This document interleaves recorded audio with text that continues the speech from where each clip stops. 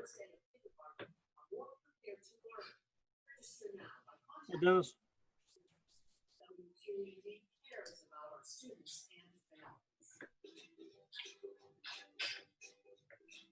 Raising kids, it's full of surprises. But you can turn those surprises into fun and learning with Bright Light Text.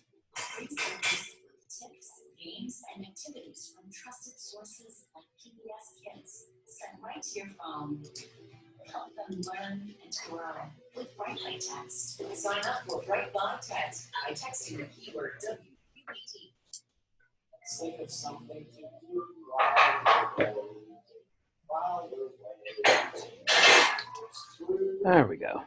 Now it's really all right. In fact, it's not right. You think it's something to do that's specific for you.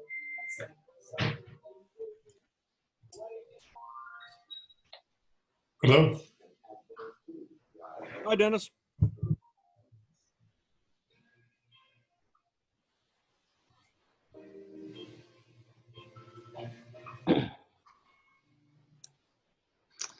Hi, Brian.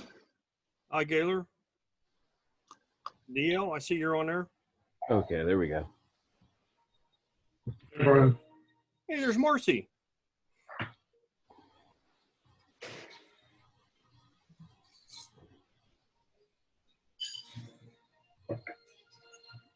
Hi, Marcy. You were muted. We couldn't hear you.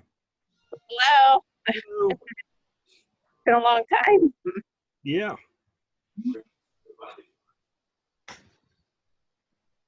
Sorry for the noise. Dialogue is speech recognition technology to teach a new language, like Spanish, French, and Russian. Babbel is available as master or online at babbel.com.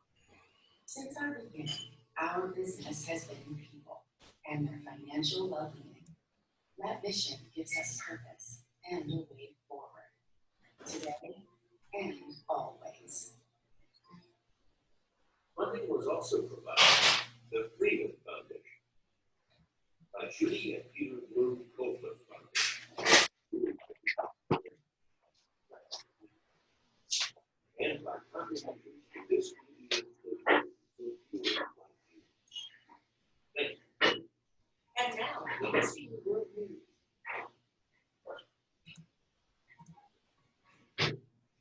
I'm Candy Kay in Washington, and this is BBC World News America. Inside the race for a vaccine, we are with a team in the UK as they start the next phase in the bid to develop a solution to COVID. Turning the tables, the governors of three American states, once hardest hit by the pandemic, are now putting up barriers to others coming in.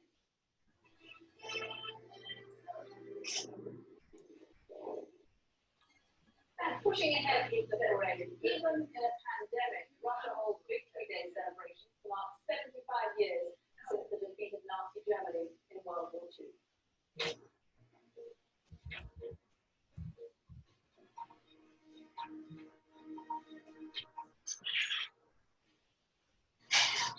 Welcome to Global Marathon PBS and around the globe. Today, the UAE and China announced they are beginning the third phase of their joint project on a COVID vaccine. This would make it only the third program in the world to get that far. Producing a vaccine is a slow, complicated, and secretive process. The BBC has been given exclusive access to the first human trial of a vaccine being developed by Imperial College in London. It has an approach that has never been tried before. Here's our medical correspondent. Well, how's everybody doing? Anybody got anything fun they were doing?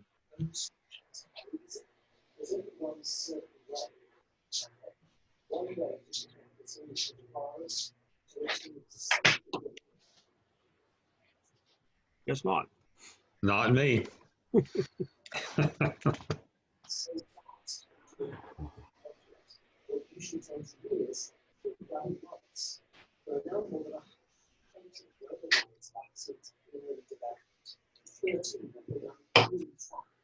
Five in China, 3 in the United States, 2 in the UK, 1 each in Australia, Germany, Russia. We'll need several to work. There has to be enough doses to protect 7 billion people on the planet. After Oxford University, now Imperial College London is the latest to begin trials. Kathleen, who's 39, is one of 300 volunteers who received the imperial vaccine. She'll get a second booster dose in 4 weeks. Why do you volunteer? I think it came from not really knowing what I could do to help them, and this turned out to be something that I could do. Okay. Felt like I wanted to get back to more knowledge about the vaccines, so I wanted to be part of that progress as well. So, thousands of people within the United Kingdom with trials for autism overseas with virus hotspots. Because that's the only way to set protection.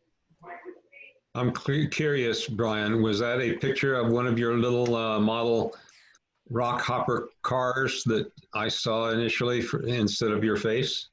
Yes. Nice Yes. picture. They're really well-defined little models, aren't they? Oh, you have no idea. That was that's a kit that I built. It's called a Capra, and it is what they would refer to as a class 3 crawler. So they come in different classes. That's one of the more aggressive crawling trucks. I assume that has to do with the size of the car. No, they're all 1/10 scale. Really? But it's got to do with the way it's set up. That one doesn't have any fenders, and it doesn't look like a truck, which makes it a class 3. The class 2 crawlers, which will look more like a vehicle, a pickup truck or something like that. So it has nothing to do with the size of the rocks that they can climb over? No, but a class 3 will climb better than a class 2. Okay, because of the mechanism that it has, Right. the suspensions. Yeah, I'm currently building another class 2 crawler, and they have what's called a class 0 and a class 1. So basically they're based on how realistic they are to a real vehicle. So a class 0 is basically a street truck that you take on a trail. And then a class 1 is slightly modified, but still streetable if it was a real truck. And then class 2 is a little bit more modified and not necessarily something that you would be able to drive on the street, but you can. And then class 3 is a non-street vehicle totally, completely. Amazing amount of stuff to learn whenever you get into a new hobby, huh? Yes, yes. I currently have class 1, 2, and 3 trucks. I haven't done anything with a class 0 yet. I don't know if I'm going to or not. But they're a lot of fun. Take up a lot of time. I'm Yeah, I can imagine. working on figuring out a paint scheme for the one I'm building right now. Would it be that the vaccine would then give us immunity to that, or is that a separate issue? It could be a separate issue depending on the type of vaccine that is developed, but I do think we need to look at the vaccine as it may not be the panacea that we're all hoping for. I think we're all thinking of, well, if we get this one shot, it will protect us for a lifetime. It's 100% effective. Very likely, it's not going to be quite like that. It may protect us for a year, and maybe only 50% effective, and we have to be ready for those kinds of options. Okay, let's look at the states here. We've got, I think, it's 26 states at the latest count where numbers are rising. And one of the things I thought was interesting on the numbers coming in from the states. Hi, Melissa. Hi, Beth. The average Hi. of people who are getting infected. I'm Artie. Lower than it was at the beginning of the pandemic here in the US. Hi, Alan. Why is that more? Gene's on here too. I don't see any picture for him, but he's on here. Yeah, I don't see it either. 5 in the US, now it's about 35 for the people who are getting infected. Most likely this is the case because It says you have the camera working, but I can't do anything about it for this side. But it says it's on. Yeah, I know, I can see it. Cameras are on. The problem though is twofold. One is that young people do get sick. We know that young people end up in the ICUs and die. May get long-term problems, including I ended up having to wear a headset because the microphone on this computer seems to suck. I can't get it to work with, nobody can hear me. Really? Yeah. Huh. It's a brand new computer, so I don't know what's wrong with it. Fortunately, because young people are out and about more, this could mean that there is a lot more competition happening. As a former public health official yourself, do you support what we are seeing with governors? You can say that out loud, you know. Doing restricting people coming in, asking them to quarantine, and what the governor of Texas is doing, asking people. So What, we got what kind of a new computer did you get, Melissa? Lenovo? Lenovo. Yeah.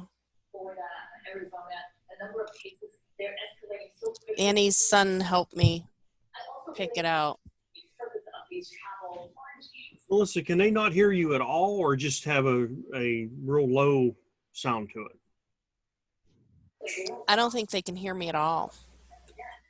Now, these quarantines are going to be difficult to enforce, but I do think they send a clear message. You may have, sometimes with new computers, you have to go in and turn things on. You might have to turn a driver on for the mic. Yeah, I tried going in, I tried using it and playing around in Discord. I don't think I played around in this one as much to see if I could get it set up. But nobody can hear me in Discord. And when I used this at a meeting, they couldn't hear me at all either. So I don't know if it's like a microphone that's just not adapted to the system yet. I don't know. I have to try to figure out. You check your drivers, make sure they're all up to date. I thought they were, but I don't know. I have to figure out where all that's at and see what I need to do. Could also be the latest Windows update, which has been breaking machines lately. Yeah.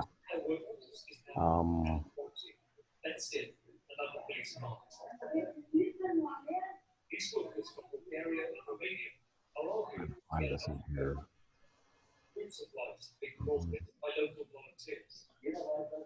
All right. So how many of you guys are planning on going on Saturday? I am. Marty's waving. I see Marty was waving. Yeah, I think I'm going to try really hard. Okay. All right. Melissa, yeah, I know you're going. I know Annie's going. Yeah. I don't think Margie is going. I think she has changed her mind or come up with some excuse. Beth will be out of town. Yep. That's out of town. Okay. I have to work. Brian, I did a little bit of research online, and my goodness, that Mill Creek is like 3 or 4 different areas. And they're like 3 different lakes. Do you know which one you're thinking of going to, or are you thinking the main area where they have the buildings and stuff like that? We're going to be going to the grist mill, and then from there through the park up to where the flowers are at. They have an outdoor flower garden. Yeah, okay. Stops in between as you ride along. I'll bring it up and show maybe a map or something here. Yeah, I think Jean just asked how far it is. Oh, yeah, I see the text. It's about, what, about an hour drive from Greensburg, guys? So it's just into Ohio. Gene, if you can hear me, it's in Yeah, I can hear. Boardman, Ohio. Okay. From Scottsdale, Google is saying an hour and 46 minutes. Okay. It's roughly 100 miles from here.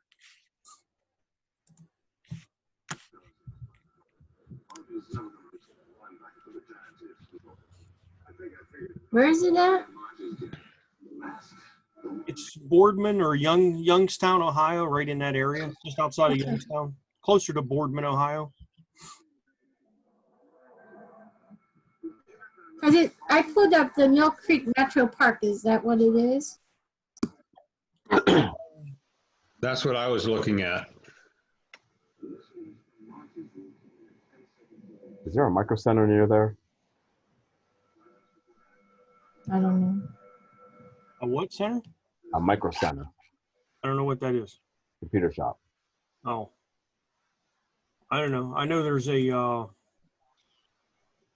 Well, camera. YM camera's right there. Yeah. Okay, never mind. About an hour or two away. That's where we went when we went to the camera store. Yeah. Yeah, I remember we went to the to YM camera, and then from there we went over to the park, and we only was in a tenth of the park, if that. Oh, okay. I know where you're at then. Okay.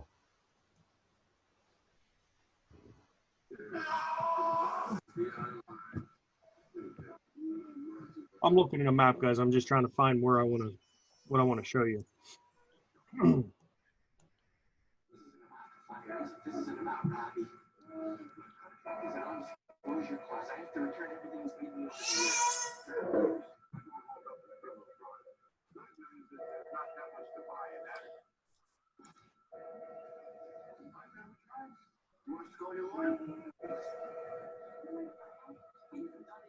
Seriously, Beth, you drive like 100 miles an hour, so would it really take that long?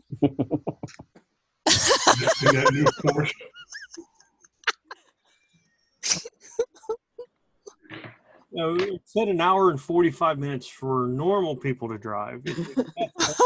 Well, she has over here in the chat from Scottsdale about 100 miles, but I don't remember it taking that long. We're talking about Beth's driving. Well, this was with the Mustang that I went over there. You still drive 100 miles an hour. The police weren't catching me.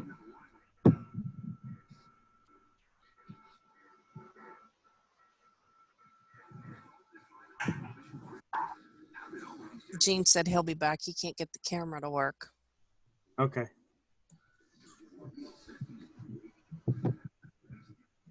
Because I can't get Google Maps to work the way I want it to.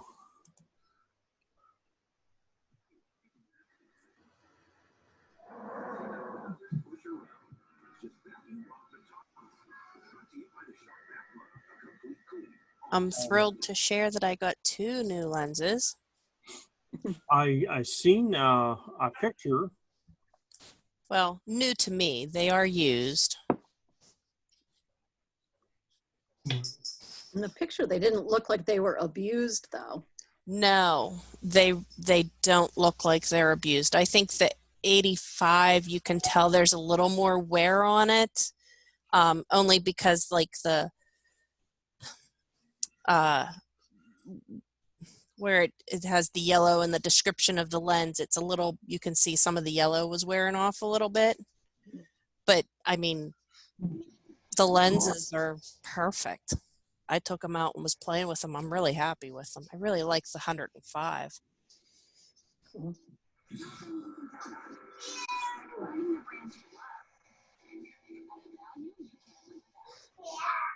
you got the 85 and the 105, right, Melissa? Yeah. And I couldn't pass it up because I didn't think I'd be able to afford the 105. And the 2 of them, I spent way less than I would have expected to buy one of them used.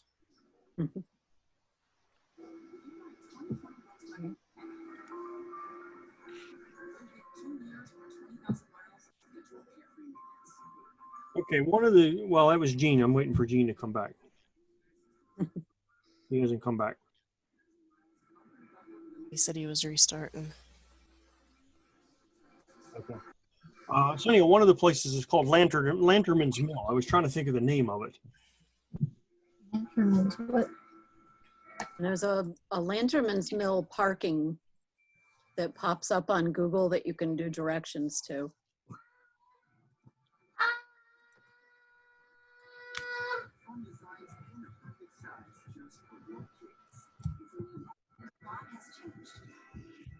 The other thing that we have to consider is if you want to make a stop at YM cameras, what time they're open and closed.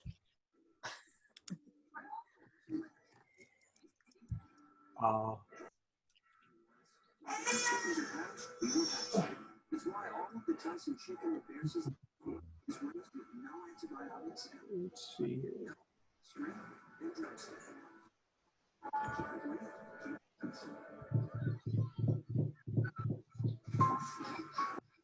Saturdays they're open from 10 to 3.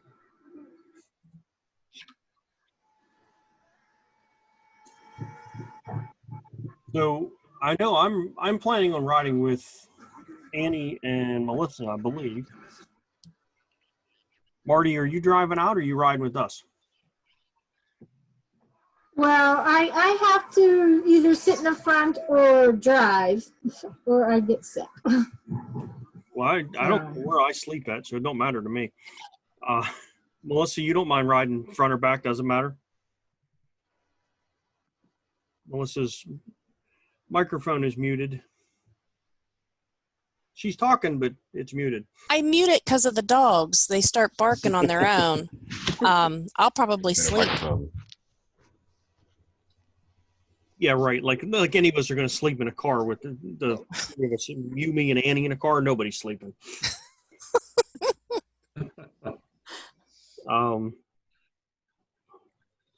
So Annie's not here to invite you, but I'll invite you, Marty. If you want to ride with us, you're welcome to. Stop. Yeah, Annie doesn't care. Yeah, I know she don't. The more people, the merrier, I think, is what she looks like. Uh-oh, we lost her. I lost Marty. She'll be back, I'm sure. And there she is. She's back. I'm not sure how she disappeared and came back on her own.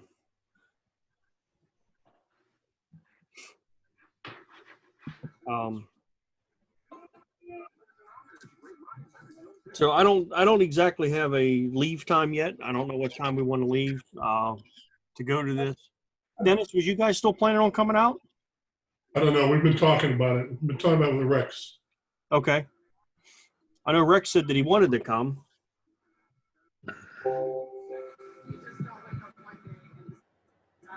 So.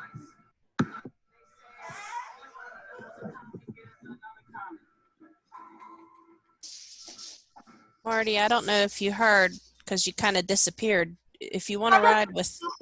Oh, okay. No, I didn't hear, but I didn't know what happened. It just disappeared. Okay. So what was said? We can't tell you now. Okay. No, we said that you're welcome to ride with us if you want. I'll invite you. Even though Annie's driving, I'm inviting you. Well, she called me yesterday and invited me personally. I'm sure she did. So I believe I'm meeting Annie at either her house or down at Irwin. I can't decide which yet, where to leave my truck. Melissa, you're probably going to her house. I haven't heard anything from Annie. Or she's coming to pick you up, one or the other. Yeah, I don't know what time or anything. She hasn't messaged me at all. Okay. Well, we'll have to check with her. And I talked to her a couple of days ago, and I haven't talked to her since. So I have to see what she's doing or what she plans to do.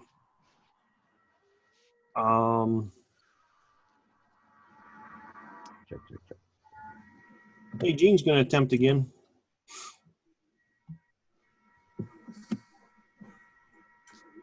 There's Gene. Hey, Gene. His audio is still connecting, but we see him.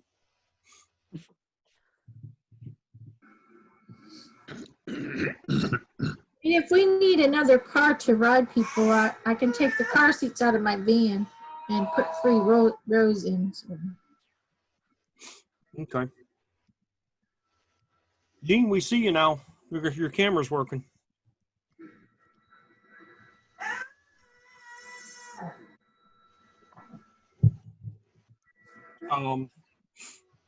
Anyhow, we're going to Mill Creek Park. I know, Gaylor, you said that that's a huge park. It is.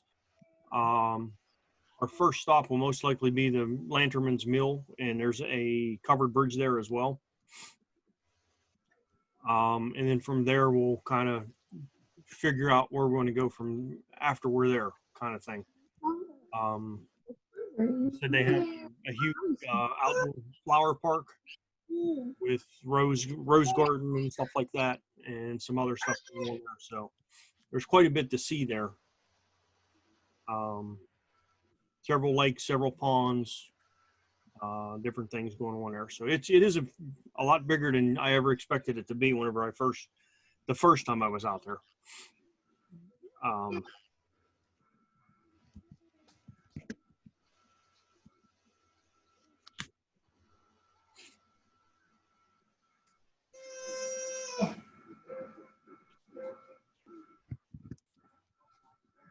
A couple old log cabin. There's an old log cabin. There's a furnace, a really neat suspension bridge,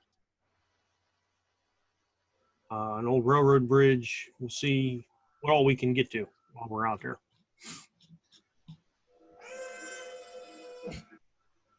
All right. Anything else? Anybody got anything going on? Anything they're planning on doing? Anything? Anybody going anywhere? No, 7:25. What time? 7:25. What time? Boy, everyone is so excited tonight. There's a seminar by Brian Peterson, organized by the Maryland Camera Association. And that is the 29th, Monday, 7:30. And Brian Peterson is a good photographer and a great communicator. And I signed up for that. I don't know, Beth, did you sign up? Not yet, but I've seen the notices and I was thinking. Yeah, I mean, it's free, it's an hour. And I'll send Brian the link. Might be something people are interested in.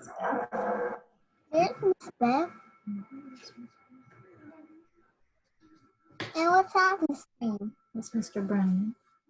That's Mr. Gaylor. What's that his name? Mr. Dennis. What's that? Miss Melissa. What's that? Pixel. I don't know. I can't see who it is. That's Marty. Or no, you're Marty. That's Marcy. Oh, I couldn't really see who it was. Name went over her face on my little icon. I really didn't want to be seen.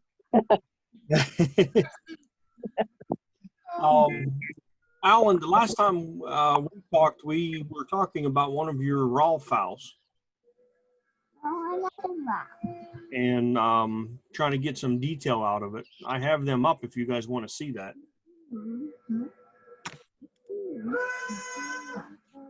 Sure. Okay.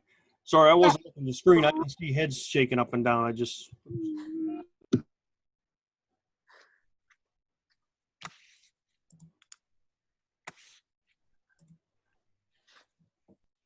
All right, let's see. You guys see Lightroom? Mm-hmm. Yes, we do. All right, so Alan, I looked at you sent me 3 files, and I looked at all 3 of them.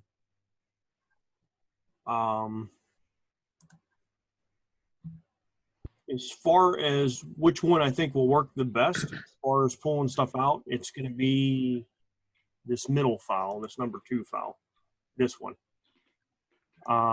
This one might be able to get some detail out of there, but the issue that I'm seeing is it's not, if you look at the edges, it's not quite sharp in there.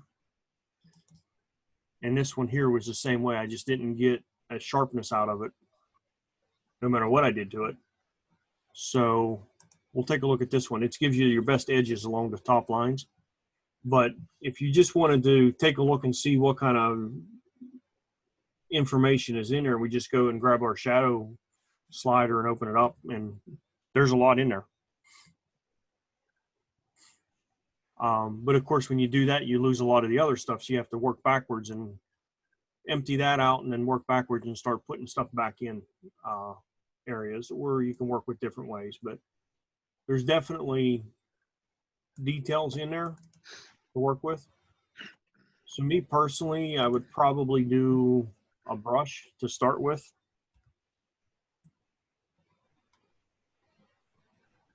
And just kind of get in there a little bit and start pulling some of the details out of that.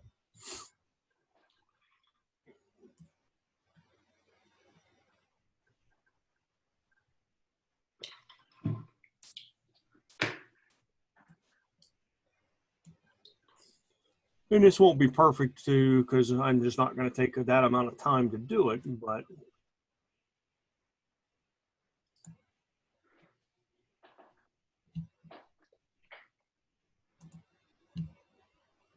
and let's do a graduated filter up here and bring our sky down a little bit. And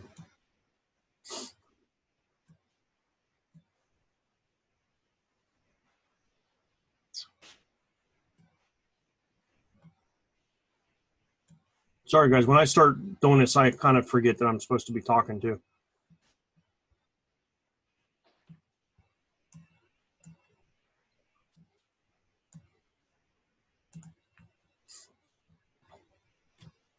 But now you can see the people on the beach, you can see the trees. And like I said, I didn't do this perfectly. A little bit light in here.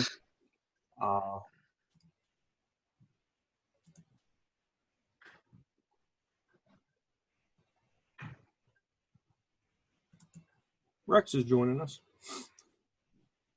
What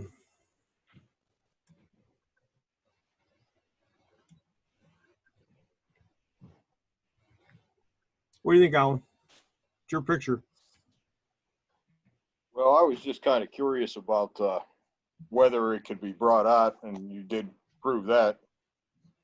Like the trees and that you could see the trees instead of just a black spot. Yeah, I mean, there's definitely, and that's the reason we shoot with RAW, is because there's information there that you can't see in other places.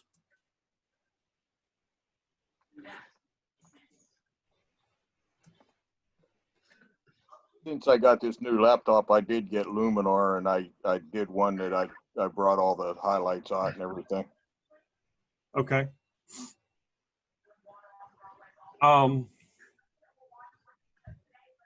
I tried, we talked before, we were talking about on-one software, and I tried downloading that. I downloaded it. I could not in any way, shape, or form get it to work on my laptop. All it would do would be freeze. I would start it up and it would come up and say, not responding, and that was it. I could never get any further than that. So I deleted it back off my laptop. But didn't someone say that that's more of that it works better on Macs? Yeah, I think Jim Murphy found that. Because he was using it and kept having bugs that I haven't seen at all. I don't know that Jim doesn't work with a Mac. I know that. No. So that must have been how he found the issue.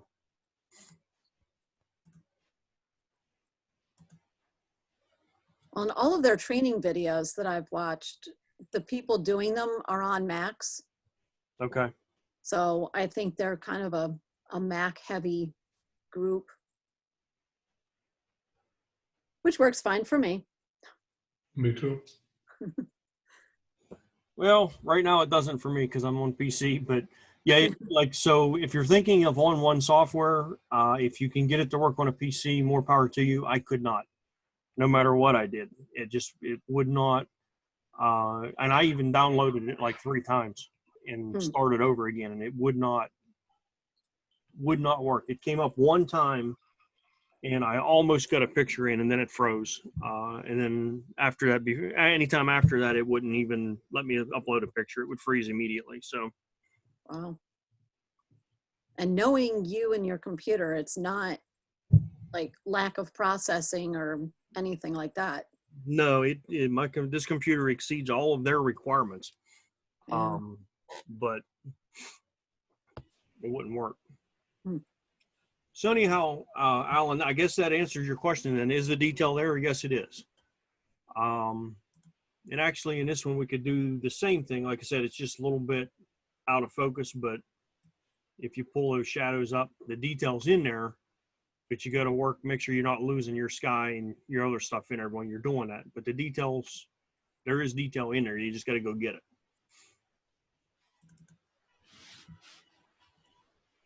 This one was the same way. You know, there's lots of detail in there, but you don't want to lose your,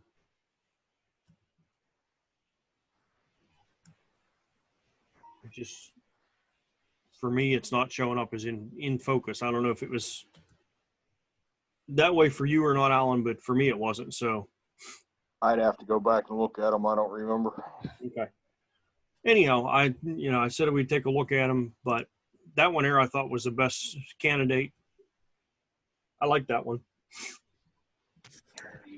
What would you do, Brian, to bring out more detail in the sky area? Well, I guess the sky and the reflection. Well,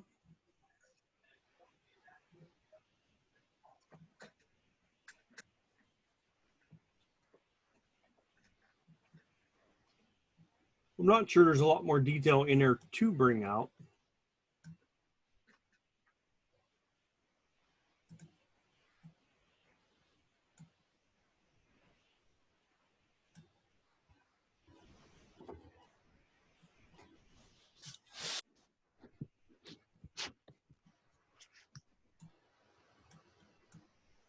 I might play with the colors a little bit just to see if I could get some other colors to pop with it.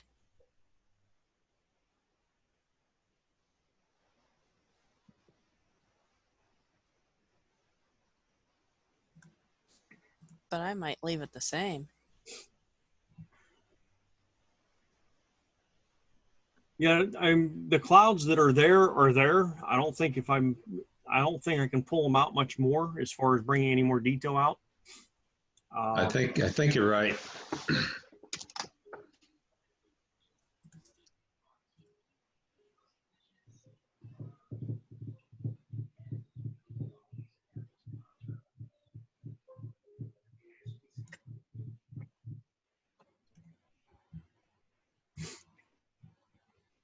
Yeah, I just don't. I mean, I don't think there's much more to pull out of there as far as inside there. We could maybe go mess with HSL and some color saturations. Get a little bit more orange in it.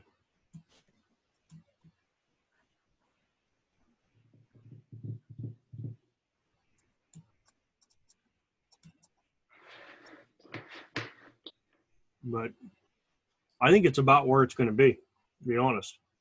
As far as my ability goes, I'm sure there's people out there that can do all kind of cool stuff with that, but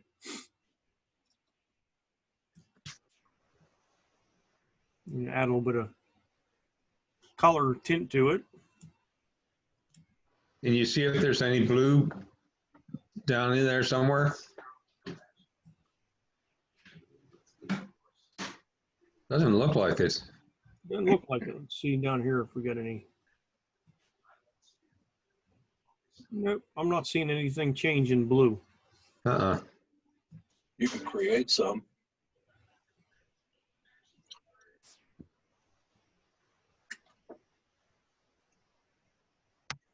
Kind of like that little bit of pink that came out of there in a.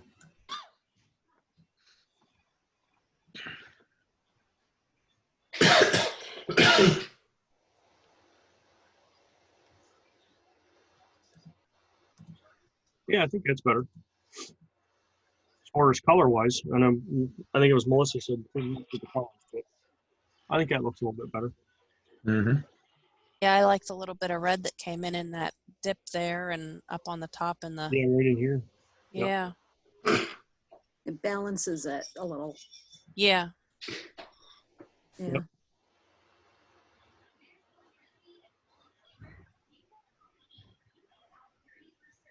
Good shot. I like it. I read a article this morning on, you guys read about the Sahara dust coming? Mm-hmm. Which the Sahara dust comes every year. It's not like a new thing, for those of you that don't know. But anyhow, it's coming, but this year it's coming. Of course it is this year because it's 2020 and we're getting more dust than normal. But they're saying that that is arriving or has started to arrive today in the southeast. And as it gets here, your sunsets will get better. So the more of that dust that we get in the air, the more color we're going to get out of our sunsets and our sunrises.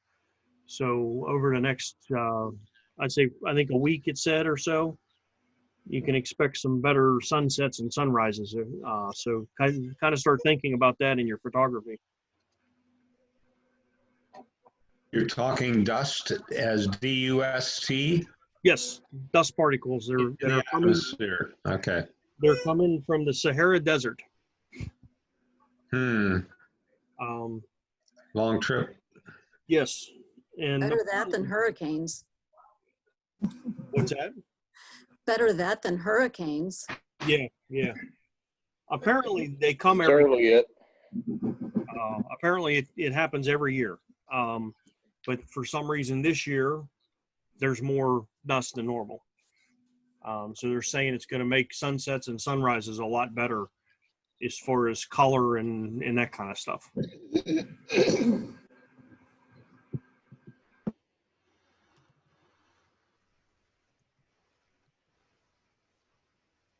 All right.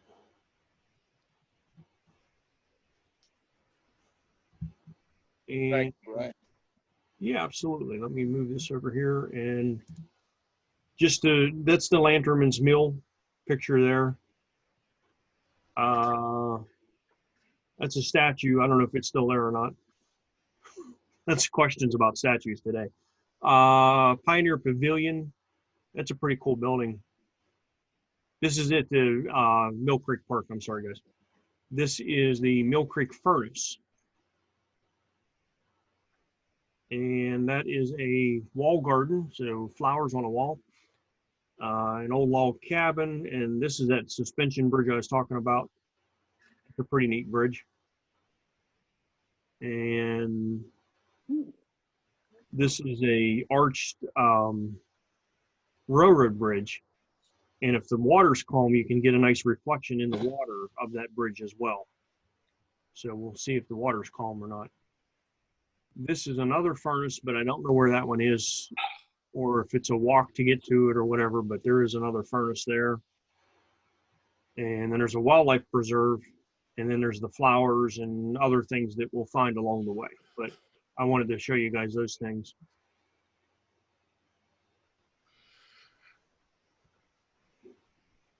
All right. Back when we did the covered bridge tour last October, did anybody by any chance keep track of which bridge was what spot on the map? So that if all I have is a picture to figure out which one that is to go back to? Because I wasn't paying attention. I was just following Annie. I was too, and at times too close to me, as we've seen in the video. No, actually, it was too close to you. I about wrecked your Porsche. That was a funny video, though. It was a funny video. I'm trying to think. I don't know that I did, but I think whenever I do those, I'd have to look at my pictures. I do believe that when I do those, I take a picture of the name of each along with the pictures. Okay. So I'm not sure if that was the case or not. So I'm pretty sure I did not.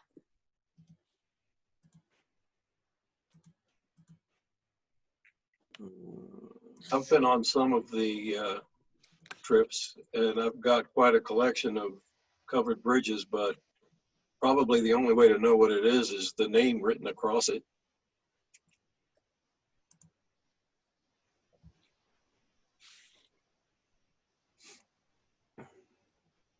I'm taking a look right now. I just pulled up some of these bridges. And I don't know if I have names on all of them or not. Let me just look and see. They normally, Is there a brochure like online that shows the bridge and what it is? yes, we use the, there's a covered bridge, Bedford County covered bridge map that we used to make this trip. But maybe they have a photo with the name next to it. And actually that is true. They do. Do they for all of them? Uh-huh. Okay. All right, I'll have to check that. Because I finally got around to developing the film that I shot that day. Well, that was in the fall of last year, right? Yeah, it was October. Because it was right after I got the car. Yes. Yep.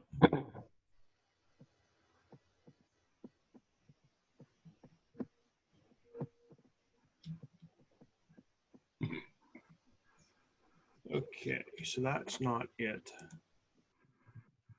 Oh. It's actually a website like that one I put up before with the waterfalls. Uh-huh. It has all the covered bridges around Pennsylvania. I'll have to find that link and post it on Reddit.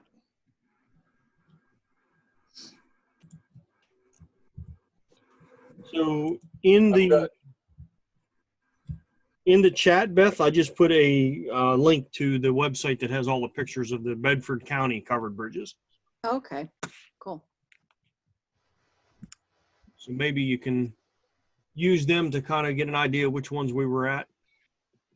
That has pictures of a bunch of them. So that should help a little bit at least.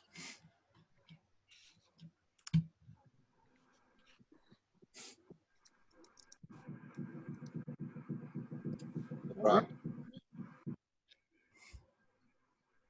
You guys are so quiet tonight. Brian. Yes. Oh, you can hear me good. Yes. Hi, Gene. Hi. I was going to ask you, there's few of you going for sure, right? At least somebody's going. There's four, at least right now, four of us for sure, and there's a couple others that are thinking. Okay, I'll do my best to keep my Saturday clear then. Okay. And I'll probably get in touch by text to find out like where you're meeting and all that. All right. I will be sending an email out after I talk to Annie next to find out, get an idea what time she wants to leave and stuff like that. I'll send an email out and you guys driving. You're all driving separately, I'm guessing, right? What's that? I'm guessing you're all going separately. No, there's four of us going to ride in a car together. Oh, there will be four of you. Okay. Yeah. I just figured I have a van if you need a ride. Or we can switch vehicles and put more people in a vehicle. Okay. Okay. Well, we'll see. I mean, worst case, I can just meet you there. Okay. Rex, I think you. And I have Easy Pass. Yes. Yeah. Rex, I think you mentioned you were hoping or planning to go, maybe. Yes. Yes, I am. All right. Yeah. No. But I'm not sure about riding with a group of people. Now, Dennis, are you there? Yeah, Rex. Okay. You want to flip a coin for who drives? No, I don't mind driving. See how easy that was? That worked out. It looks like there's even some more going, Gene. So there's definitely. Well, I'll tell you what. We've been together recently, and I still feel good, and I hope he does too. Yeah, I do too. When the final plans are laid out, we'll make a final arrangement. Okay. Yes. Yeah, we'll wait till then. And I'll try to get that stuff out tomorrow. So I'll get a hold of, if Annie doesn't join us tonight, I don't know if she might be working. So if she doesn't join us tonight, I'll talk to her and get the plans out for tomorrow. Sometime tomorrow afternoon, I try to get everything out to y'all. I just don't think that Dennis likes my Fusion. It's only 3.5 inches off the ground. Oh. Yeah. Hey, Gene.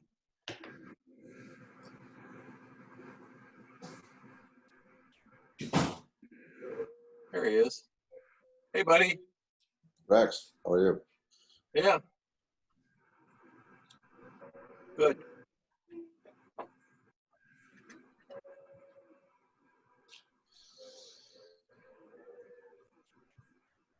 Oh. Anything else going on? Well, we walked around Mammoth Park Lake today, ran into Jim Murphy and his wife. Oh, that's nice. So we chatted for a little while.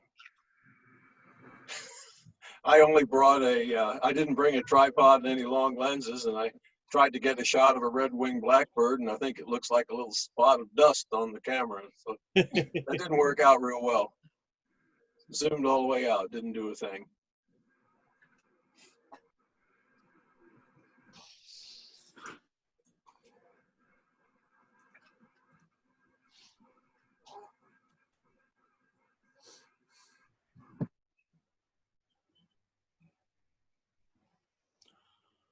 Oh. Well, I'm trying to think of. I've got a project that I'm doing. You know, I've talked about it before. If you want to use some time space for that, I'm doing a slideshow. It's required going back to scanning and going through so far over 500 plus reversal slides, Kodachromes and Ektachromes, 35 millimeter, and in the process, the learning curve goes on with Lightroom and Photoshop, especially Lightroom. It's really interesting in that when you're trying to correct slides that are overexposed and underexposed and aged, the scanner does some of the fading correction and some of the color correction, but thank goodness that it does that, because it does it automatically as it comes into the system, into the Lightroom system. But then in Lightroom, the things that you think you might use to get the color right is totally wrong. You find other ways of doing it, like the color calibration at the bottom, all the way down at the bottom of the mode of the different panels can be used. Sometimes instead of using the exposure slider, using the dehaze slider actually works better. And I'll work with trying to get the color the best I can using a conventional trip down through them, going back and forth, and then not being happy with it and scrubbing it, which is so nice that you can do that. You can take it all the way back to the beginning and start all over again, or you can create one and hang on to it and start another one from scratch and pick the best one. So the value of Lightroom just keeps giving, you know. Yeah. It is. It's the app that keeps giving. And I was able to restore majorly a number of slides for the lady that wants these. So yeah, Lightroom has some unique capabilities. Sometimes it drives me crazy. There are certain things, and I think that what it is the if we go into the it's the spot removal tool, the Q. Sometimes it works really fine. Dust removal and checking it off so that you can see the dust on it and turn it on and off to make sure it's dust and not a bird in the air, that kind of thing. But the spot removal tool is really limited, and it's a shame that you have to go all the way up into Photoshop to do just a little bit more than you can do with the Lightroom tool. I actually have an example I might be able to show. When we were out today at Mammoth Park Lake, we were halfway around the lake and looking back into that little cove where the bridge is. There's a big piece of white pipe, PVC pipe, and they've got a little tiny tree covering it right now. When the tree grows, it'll cover it.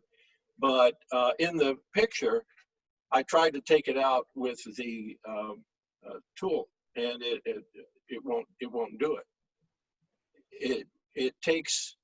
It will take, when you try to make it big enough, it puts its own little picture right in there. So the only way to get rid of it is to go up into Photoshop and get the stamp tool. Is probably the first thing that comes to mind for me, the stamp tool. And it works very well. You just pick a little piece of the grass that's pretty close to what is around it, and bam, it's gone. I guess that's enough out of me.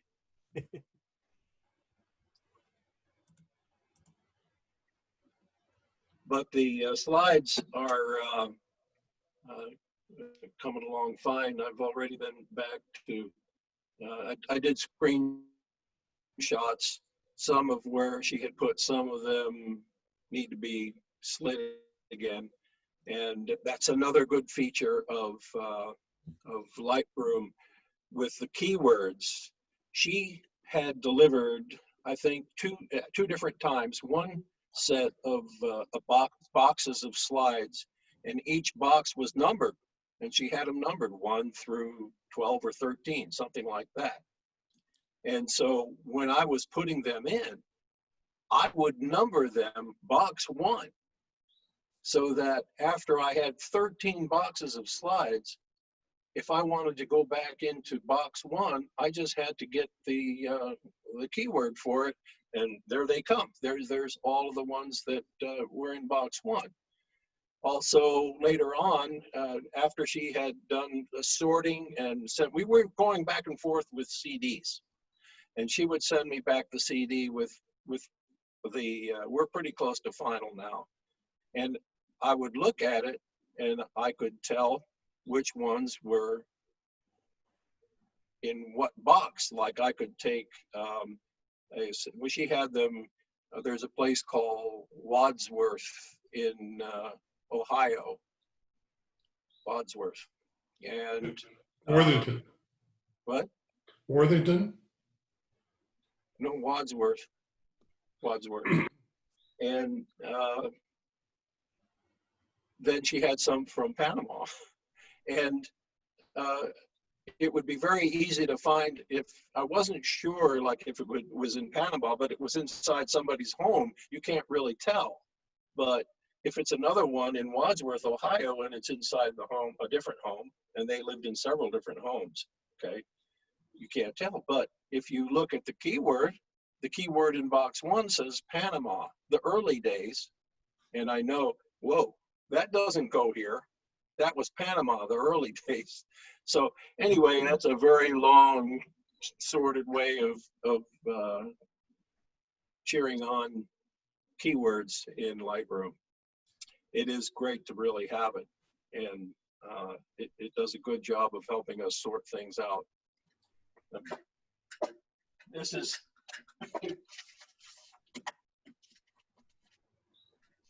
is an example of what she sent me back. Let me see if I can do this. All right. So this was the main, like, this was all done in Explorer. And so in Explorer, I have to look to the side to see. So that would have been the first one right there. And the pink, that's Panama. And then the rest of them are the different parts of Wadsworth. Now, if I went into Panama, and she was able to, I took this across the street and showed her that this is what was on there. And then when she got done, we had this. So does that show up all right? Okay. So that's what we have. And between Lightroom and keywords and DVDs and rewritables, we're getting it done. I think I've got one more round. I'm going to send her this last one, and then she'll make her last sort. She'll do her last job of sorting them, and then I'll make a final CD. Then I'll use the titles that she put on each of those that I just showed you. Like she has Panama 1, and then she has Old Panama, New Panama, and then she has these other city locations and living locations. Then I'll use Photoshop to make the graphic leader slides. And then, so she will, it'll be a continuous slideshow of about 400 slides, I guess. It's going to be a long one. But that's what I'm up to. By the way, when you were talking about covered bridges, I remembered this was the King's Bridge. I don't know if you remember photographing that. That's King's Bridge there. Yeah, that one's in Somerset County. Yeah. And Rex, what program are you going to use to build the slideshow itself for that project?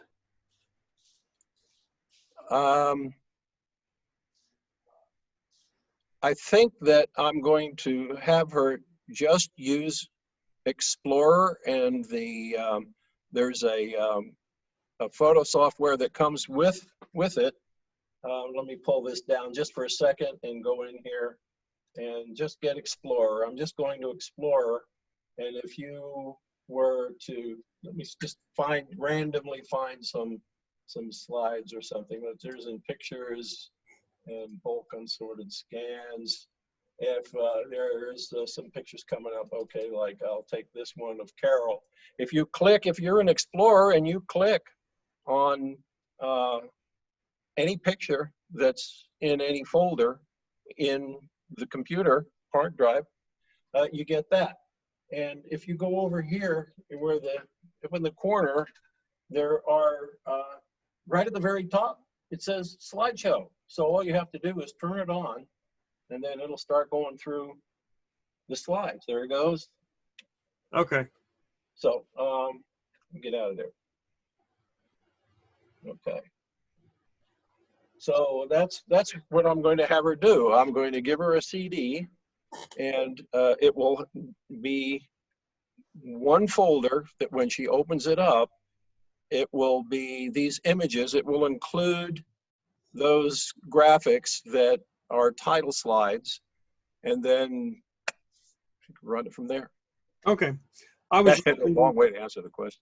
Yeah, no, I was just wondering if you was actually going to do a video type slideshow where you clicked on it and it played a video of the photos, or okay.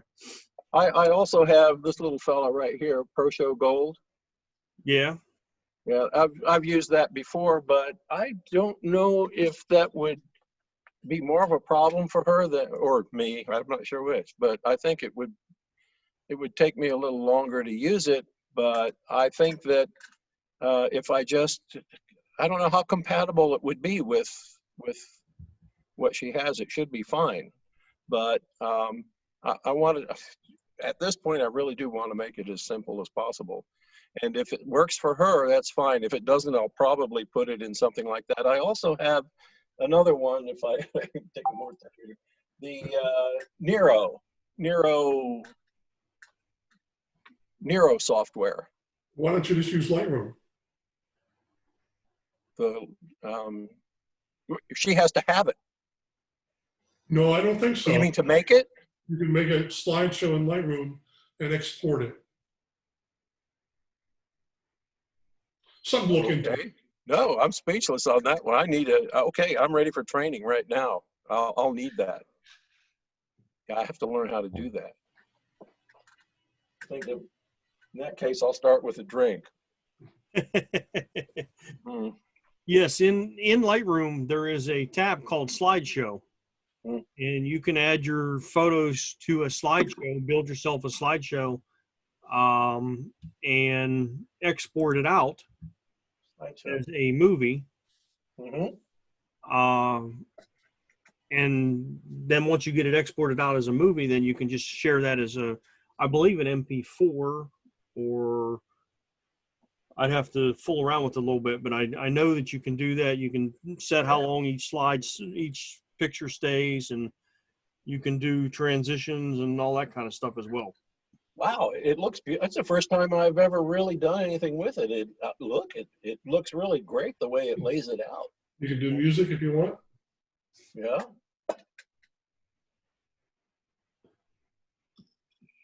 Okay. Oh, I have, oh my God, I've got royalty-free music from videos that we've done years ago. Yeah, I have a choice of music for backgrounds. It'd probably be something simple and quiet, really. If I did that, of course, she'd have to have the audio on. I'd let her know. I'll give it a try. I will absolutely try it. I'll see if I can make it work. Okay. Just as something to think about. I'll take, say, a small sample of them, 20 or 30, go with that and see if I can get that. If that works, then I'll take a bigger bite.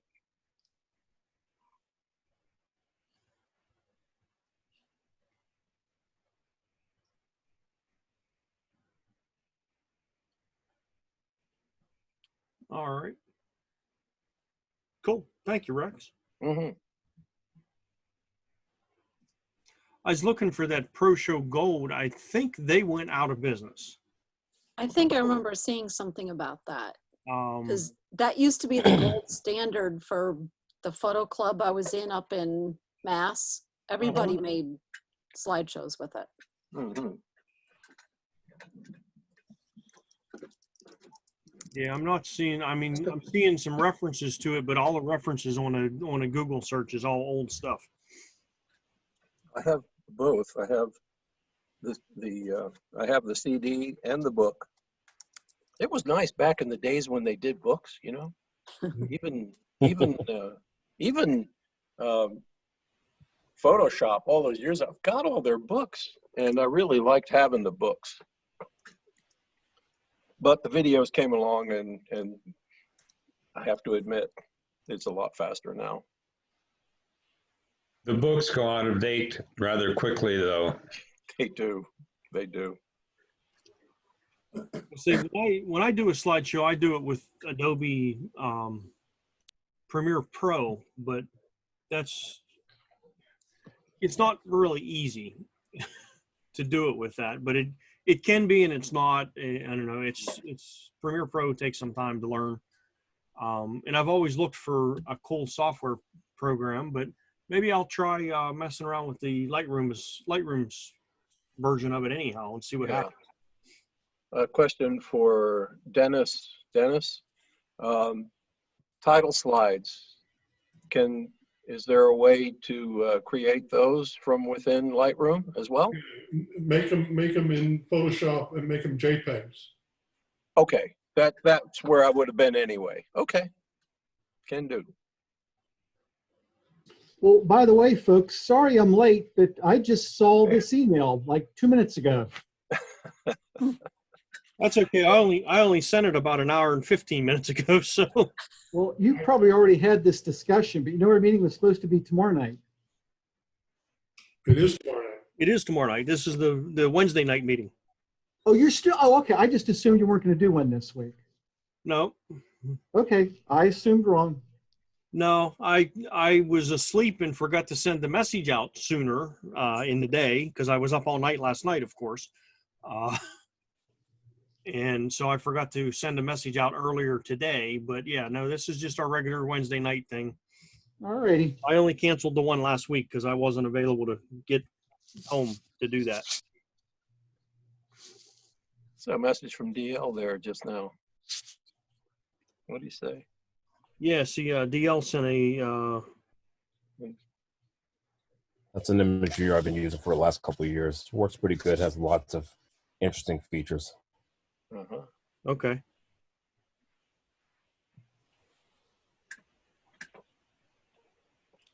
See, Gracie's here.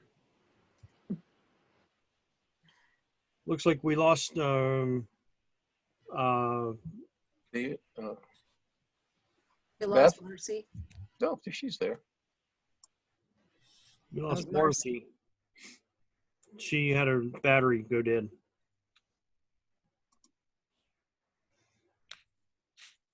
If I may break new ground for me, I did find a map of Mill Creek Metro Park, and I will try and share the screen.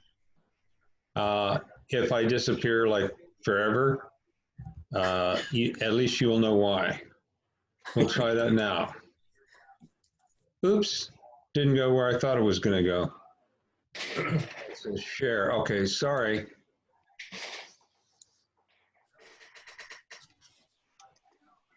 For you guys going to your screen sharing. Okay, I don't know how to get rid of these guys. Okay. Anyway, Mill Creek is a rather extensive park.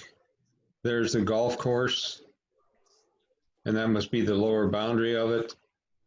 This is a PDF of a little booklet they have that has all the maps and everything in it.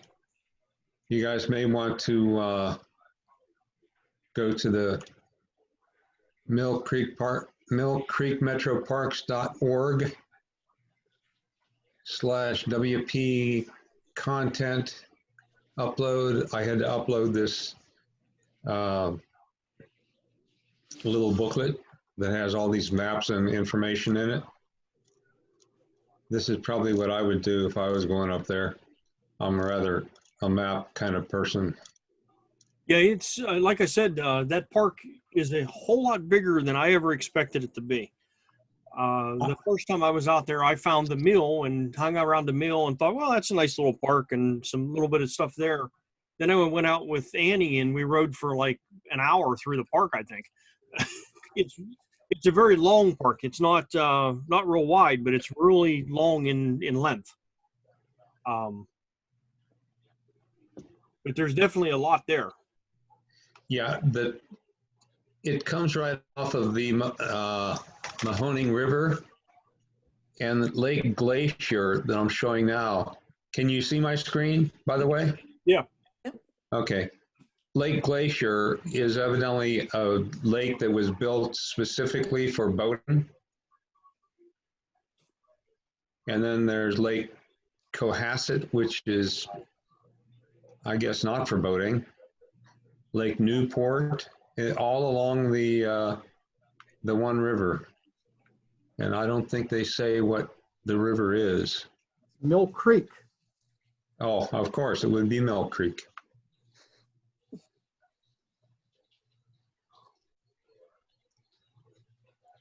But anyway, I thought I would share that. We'll go back to Zoom if I can do it. Oops, I got to unshare. Okay, we're back. Geez, I actually did that. Good job, Gaylor. Good job. You stumble around long enough, you'll get through.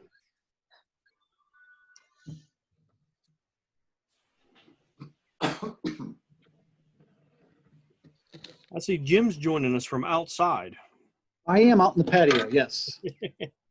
I moved to get out of the sun though. Where's the beer?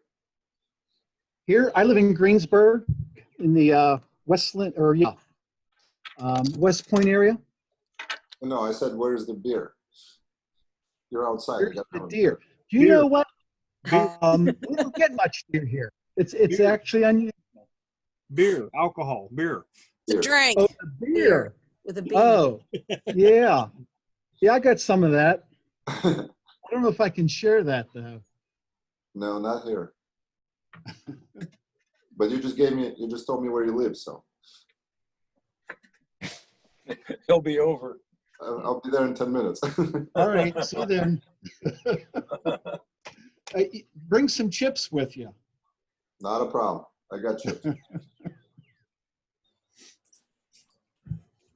Well, it looks like you're coming from Pittsburgh, Gene, so it might take, it's about a 45-minute drive. No, it's just a picture. Hey, I'm in Murrysville.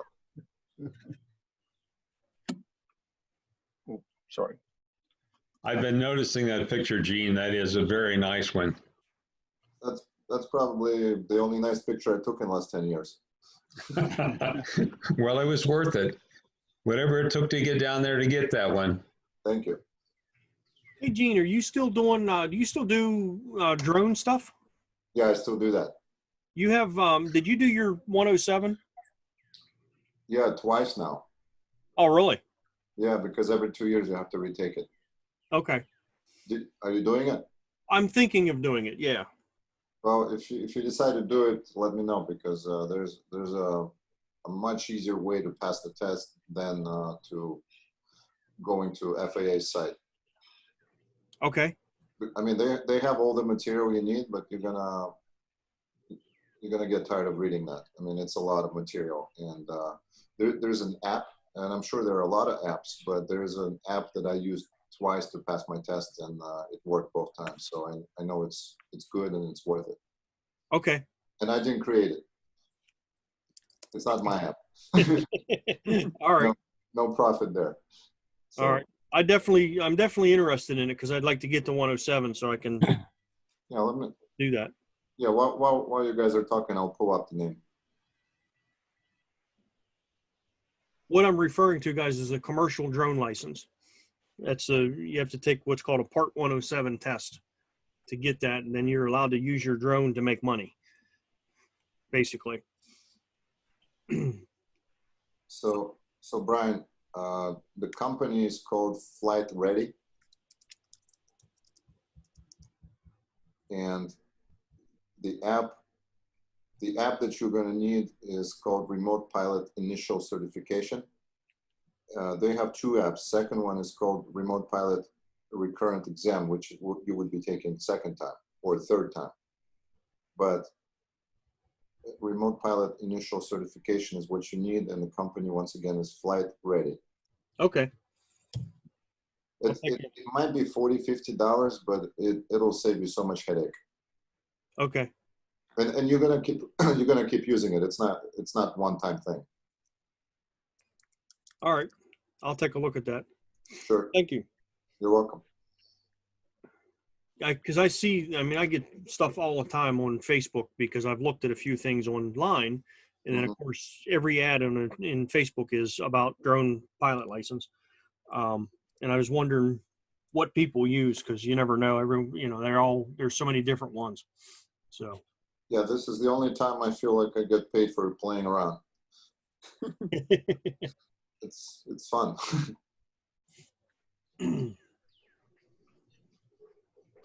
Cool. Thank you. Sure.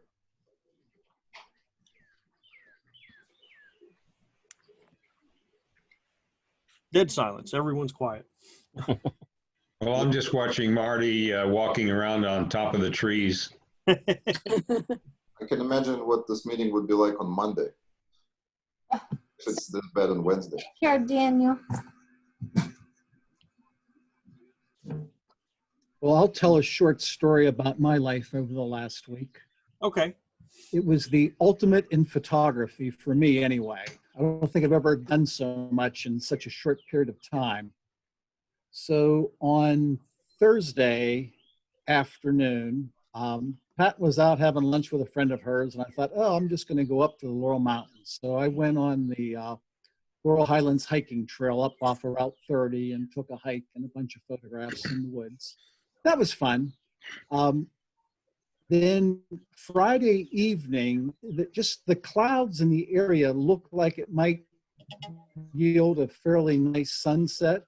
So I went over to Norvelt Golf Course, which kind of gives you fairly nice views to the horizon, both to the east and the west. And to the east on Chestnut Ridge, there were some storm clouds that literally, they lit up like they looked like they were on fire. during the sunset area. It was pretty awesome. And then Saturday morning, I heard that there was going to be fog in the morning. So I went over to Twin Lakes Park, and sure enough, it was all fogged in. So I got some foggy photos there. So it was kind of fun. You were when? When did you go to Twin Lakes? That was Saturday morning. I was there too. Oh, were you? Yeah, Good. Upper Lake. Where were you? Let's see. I parked down near the Lower Lakes Dam. Okay. And then walked up through the woods and back around. So primarily I was on the Lower Lake. I got you. How could you not see me fishing? Were you fishing? I'm going to take a photo of you. Nobody I'll bothers have to look. Like, they're in a world of their own. Yeah. The question, I guess, Gene, is did you catch anything? I caught one catfish on the first minute, and then for 3 hours I had not a single bite. That's fishing. Yeah. Where were you, Gene? Upper Lake, across from the playground. Okay. Do you go there often? This was first time this year, but yeah, last year I was there quite a bit. Okay. I'll keep an eye out on you or for you. I'll be looking at people walking by. All right. Did you by any chance have a Bluetooth thing, and were you talking to somebody while you were walking, or no? No. Okay, never mind. I was there from probably about 5:30 to 7:30 or so. Oh no, you're kidding me. I didn't get there till 8. Oh no. There's Missed your you. problem. That's the reason why I didn't catch anything too. I had one fish. Hey, Gene, Yeah. he must be patrolling the lakes for photographers. We ran into him today. Oh really? Mammoth Park Lake. Yeah. Which one? Mammoth Park Lake. Oh, Mammoth Park. Okay, I know that. I saw Rex. I didn't have my camera gear with me, but I saw Rex and Carol first, and he had his camera over his shoulder. So before he knew who was talking, I just yelled over that no photography was allowed in the park today, just to get his attention. Yeah, I hid it behind me. Cool. Just hid it. I really have to ask, Jim, did you get a picture of the clouds that looked like they were on fire? How could you resist? Okay, I didn't hear the last part of what you asked. How could you resist taking a picture of the clouds that looked like they were on fire when you were looking east towards the Laurel Ridge on what, Friday evening? Yep. Oh, I got you some. Well, for me, I think there's some awesome photos. Yes. Maybe you can show us a couple of those. Do you know what? Tomorrow night. Maybe tomorrow night. I would say they're not on my laptop. They're on my desktop. So right now I couldn't show you them if I wanted. Yeah, but I can have those available for tomorrow. Cool. I look forward to seeing them. Oh, that would. Say that again, Brian. I said I look forward to seeing them. Me too, for sure. Yep. Hey, can somebody check? I'm not getting, I just tried to bring up Reddit. Are they down? Does anybody get Reddit? Because I keep going for it and it keeps not showing up. I keep going for it. I'm going for it now. I was on it just a couple, well, probably 20 minutes ago, and I could get on. I'm getting a 504 gateway timeout. That's what I'm getting right now. Big white screen you see there. It's not reloading for me right now. It's telling me I have to log in, but then if I click log in, the screen doesn't come up. Hey, Mom. That's 3 of us. Yeah, I can't get it either. Okay, it's CDN 4. was unable to reach our servers. Yeah, they're down. They're down right now. They'll be back up before long. Okay. Just checking. There's a question from Beth about what's the topic for tomorrow night. That's a good question. I don't know. Could look it up in a newsletter, but I haven't gotten that far. I can look it up. A lot of people claiming that there are some interesting new Lightroom capabilities in this latest release. Oh yeah, I've been using them. One is in the brushes, and oh crap, let me see. One it's in the brushes and in the radial filter. There's an extra set of color manipulation sliders. That's the one that I've come across that, well, it's the ones I come across the most. That's the one I'll go looking for. That's because I'm looking for that kind of thing. I'm sure there's more in there. I think there were about 3 or 4 other things listed in the preliminary to loading it.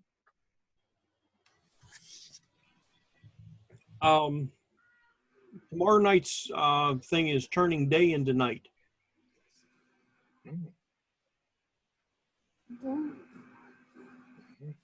For the I'll have to watch it on repeat. I have a couple I have to get caught up on.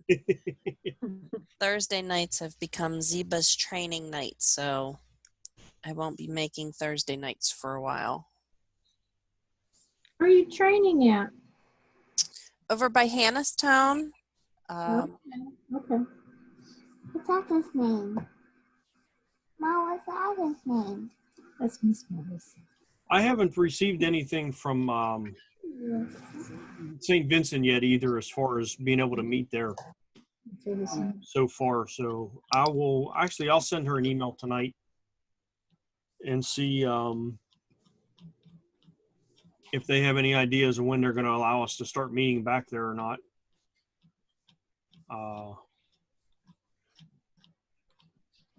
With us being in the semi-green phase, I guess.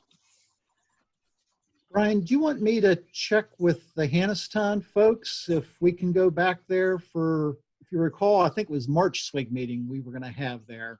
We didn't have access to Panera. Yeah, it wouldn't. It probably wouldn't be a bad idea to just check in with them and see what they're doing. I don't know, if they're allowing people to meet there or not, but yeah, sure. Okay, I'll let you know. And we can always meet at the church building if you want. I know it's a pain to find it in the dark, but it's summer, so you can see it. Yeah, we can meet over at Marty's place. And we have Wi-Fi now. Okay.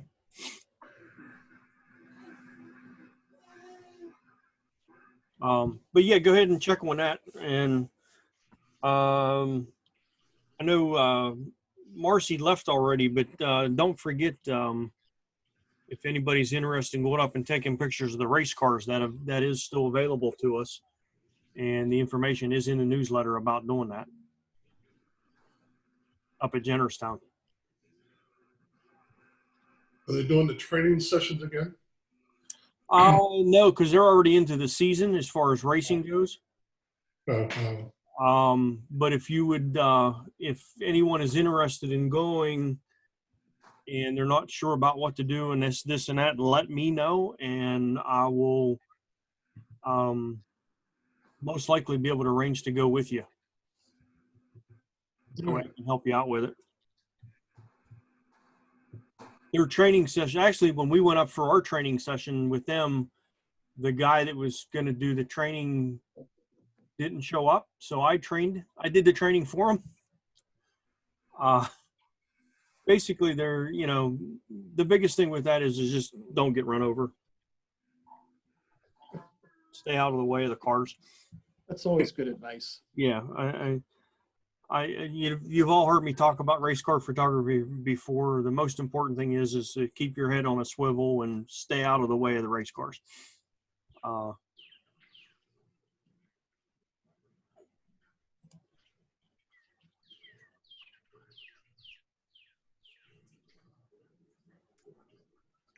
So Anything else? Anybody else got anything going on?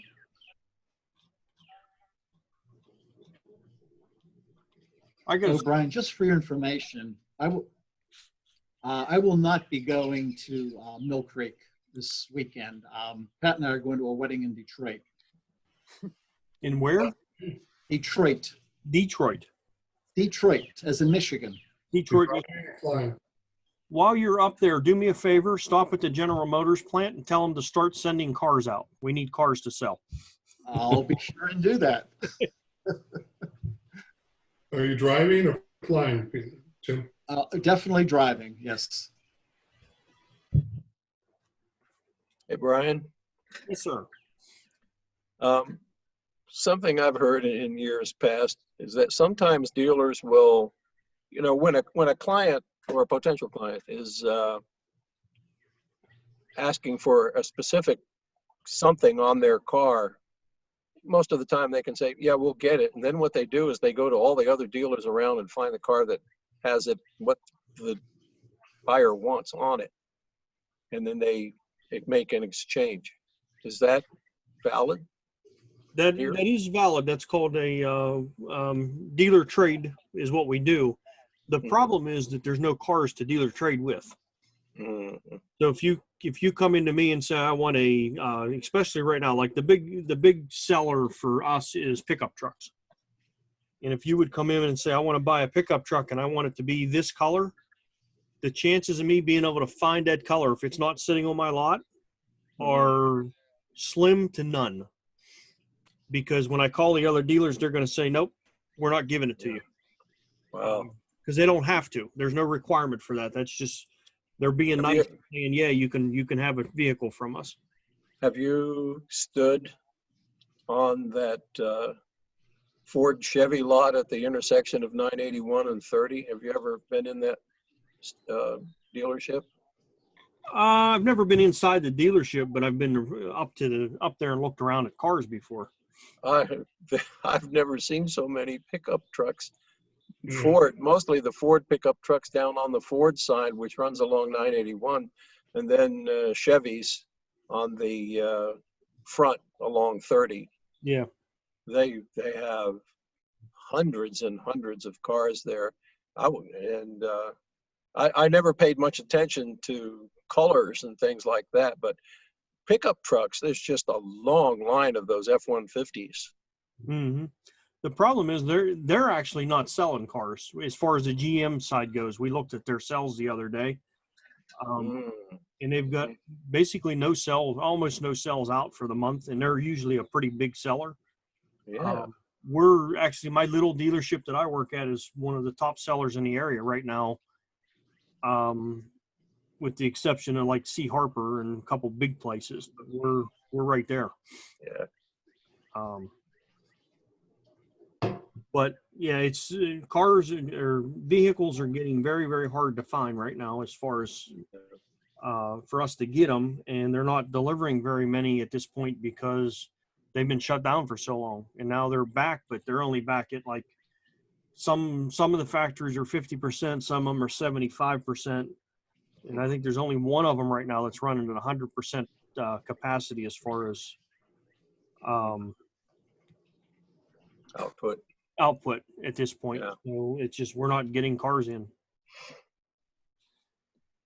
I guess they did get a load of a whole trailer full of a Buick car today, a new Buick that just came out. But those don't come from the United States. They're shipped in. So those came from, I think, Korea. That must be a pretty small Buick. Yeah, it's called a Buick Encore GX. Yeah. It's a little bit bigger than that little red car that I used to drive. Just a little bit bigger than that.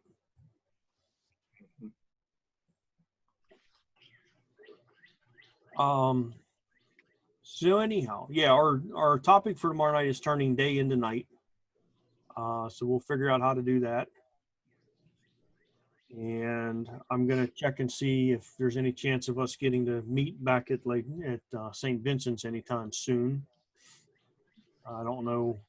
I haven't heard anything from them, but I'll send my contact there an email and ask her.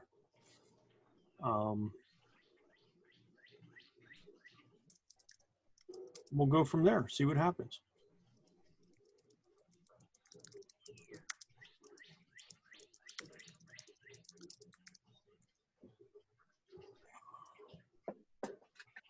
Okay. See what,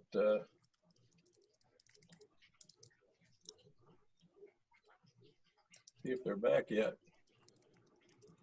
I was just on there. Oh yeah, here they go. Oh, you must be invited into this community. Well, excuse me. I think my keyword will get me in there. All right. Yeah, they're back. Yeah, it's back, but it's not, well, for me, it's not 100% correct, but it'll get there. There it is. It's the right colors now. There we go. Oh, just came in.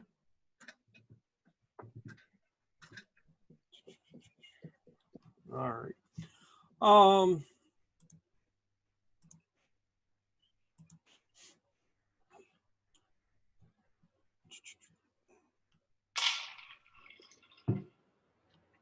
So I keep asking, does anyone have anything? Anyone want to talk about anything? But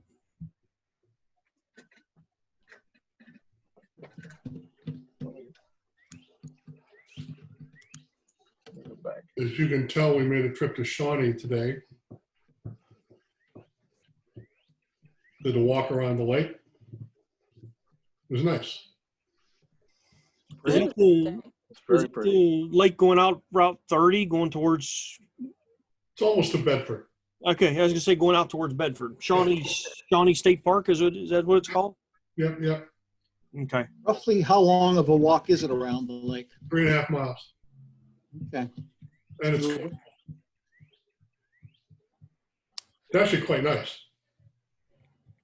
My grandfather helped build that lake. Yeah. Wasn't very crowded. A couple beaches. Rent a kayak if you want. They've got a lodge. They apparently can rent rooms in, which I didn't know.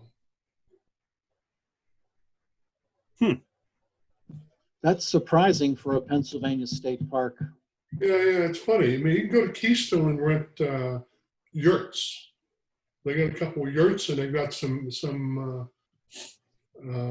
both. You got some cabins, some of which have internal water, and some of which don't. So they're rustic. But you can do that in a number of these parks. I think Lynn Run has some cabins. Yeah. Well, cabins, yes. I thought Dennis said a lodge. Yeah, it was a small lodge. Lodges are, I bet there's only a few in the state. Yeah. And then we had lunch at Jean Bonnet's Tavern. Yeah, that's nice.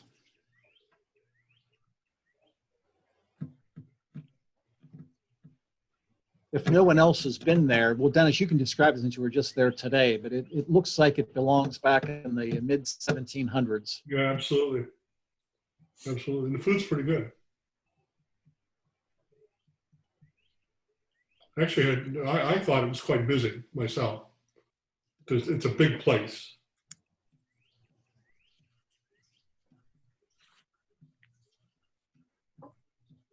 Did you stop at the Flight 93 Memorial? Not this time. Have before. Which is also, I'm assuming you've all been there, is quite a moving site. You know, I haven't been there since they built that new Carillon? Yeah. No, we haven't either. When it was there, but it wasn't working. Okay.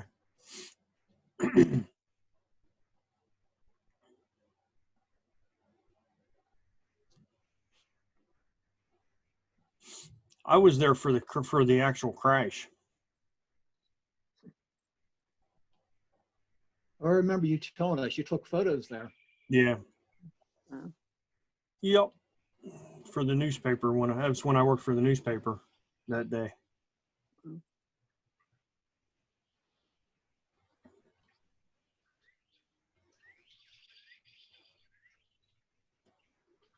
Actually, I just watched the movie again the other day. It's a movie called Flight 93 that depicts the events that happened that day, and more specifically to that airplane.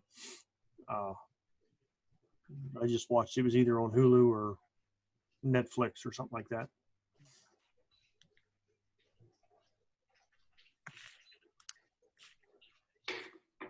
So Dennis, you're an Apple guy, and Beth, you're an Apple person. Did you guys see that Apple is doing away with Intel processors? Yeah. Yeah, it's going to take time before they get to the iMacs and big stuff, though. But yeah. Yeah, I was surprised to see that.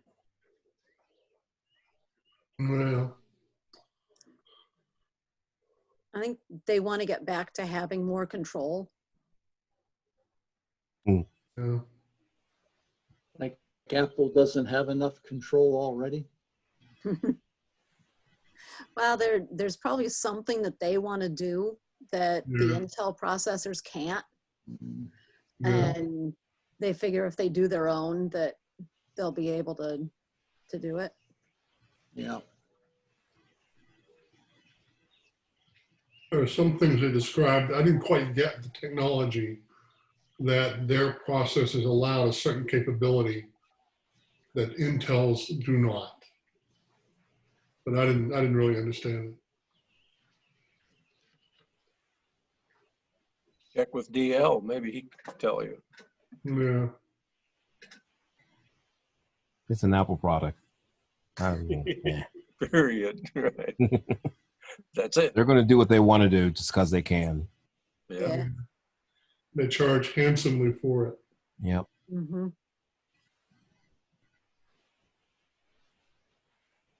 Oh. Yeah, I'll be interested in seeing what the prices of the computers do when they start doing that, if they go up or down, or I mean, with Apple, it's most likely going to go up, but it'd be interesting to see what they do. It'll go up. Yeah. It won't go down. No, Yeah, not for the consumer anyway. Let me see if I can find this one video. I'll be right back. Okay.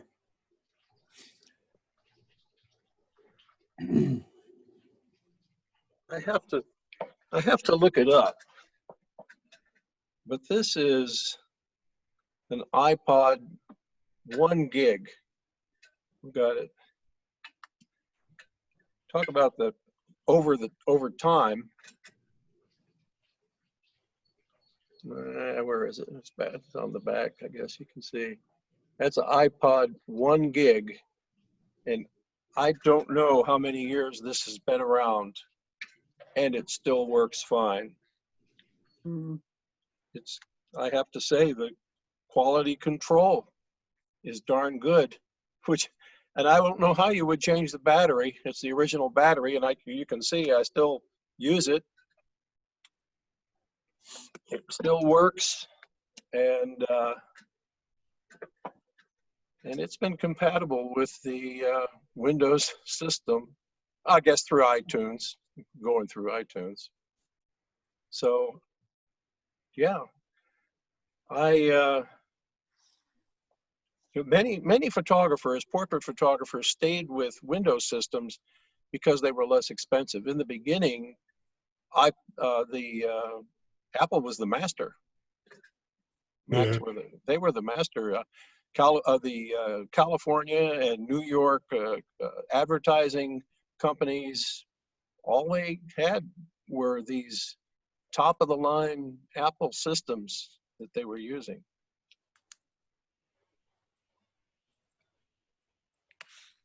And I guess maybe they're trying to maintain that lead.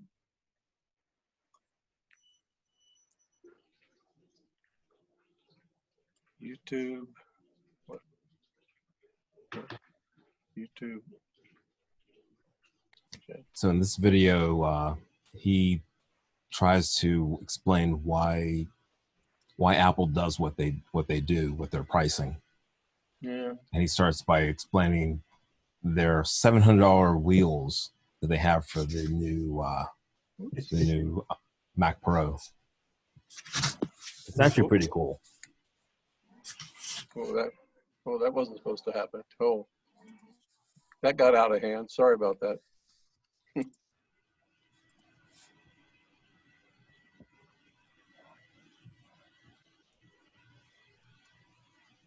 That was my mistake. Sharing the video, or you? I didn't miss. Oh, it's on the Did I chat. miss anybody? Okay, it's in the chat. Okay. version 2. Simply import multiple images from your desktop. Oh, I hate ads.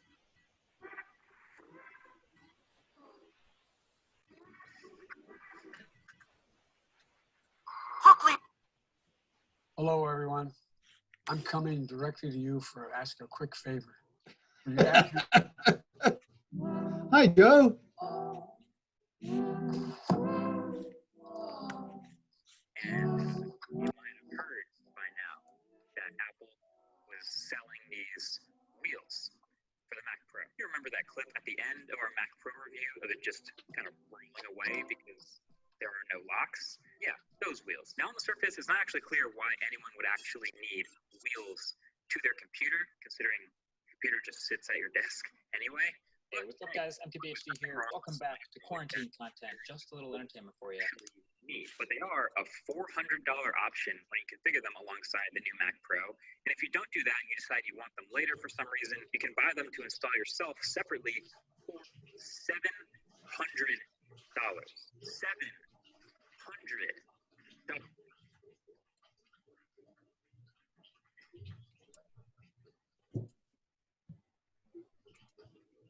Okay, was we going to share the video, or do you want to watch it? Because I was hearing it, but I'm not seeing it. So it's up to you guys. You want to see it? Yeah, go ahead and play it. Okay, give me just a minute till I get it through the ad and to the video. And saving with Liberty Mutual. Disney Plus, Hulu, and ESPN Plus now bundled together. The greatest stories and characters. You need an ad blocker. All right, let me share this screen.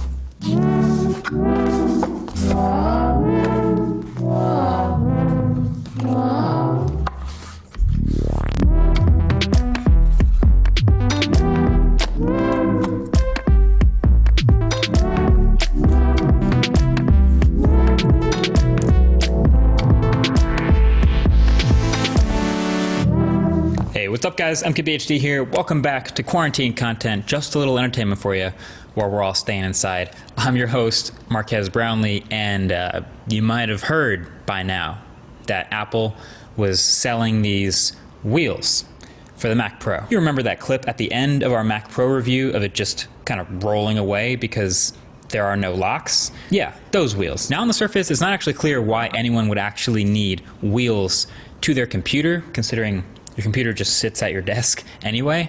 But hey, you know what? There's nothing wrong with selling a product that very few people actually need. But they are a $400 option when you configure them alongside the new Mac Pro. And if you don't do that and you decide you want them later for some reason, you can buy them to install yourself separately for $700.